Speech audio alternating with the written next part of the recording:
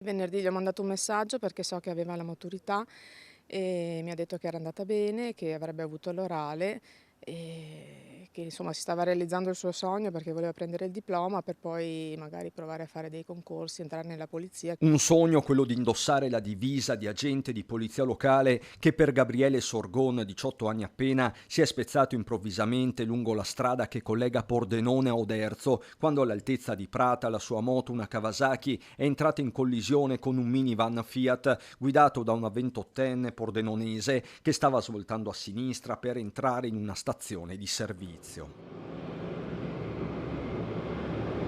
Doveva essere una gita in moto con gli amici nei giorni della maturità. Si è trasformata in una tragedia con il 18enne morto praticamente sul colpo dopo un volo fatale. Inutili tentativi di rianimarlo da parte degli operatori del SUM-118, giunti sul posto con i vigili del fuoco e i carabinieri che ora stanno procedendo inevitabilmente per omicidio stradale. Ma un conto è l'indagine, un altro lo shock di un'intera comunità, quella di Cegia, che sta abbracciando mamma Claudia, papà Marco e il fratello maggiore Alessio, chiusi nel loro dolore in questa abitazione di via Giotto. Sono distrutti ovviamente, non si danno pace.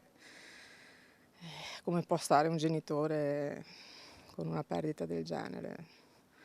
E qui tutta la famiglia, insomma, ovviamente sono aggrappati all'altro figlio. Purtroppo quando muore un ragazzo vengono interrotti sogni, speranze, progetti ed è una tragedia per tutti. Sui social il ricordo dell'Istituto Professionale Don Bosco di San Donà di Piave veglia su di noi il messaggio con la foto del giovane in sella alla sua moto, un amico per tanti, Gabriele, che era pronto a diventare anche volontario di Croce Verde. Un ragazzo sano, positivo, attivo, interessato e quindi ancora di più mi sento di dire che è una grande perdita per il nostro paese.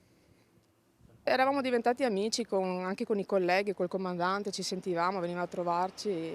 C'è stato la pagella a febbraio quando stavamo lavorando per il carnevale, si è fermato e era orgoglioso, insomma ci ha mostrato come stava andando, ci ha presentato la sua ragazza durante le votazioni che eravamo qua tante ore, è venuto a trovarci, insomma era diventato un amico, insomma. Era felice, sereno e sperava insomma, di coronare il suo sogno.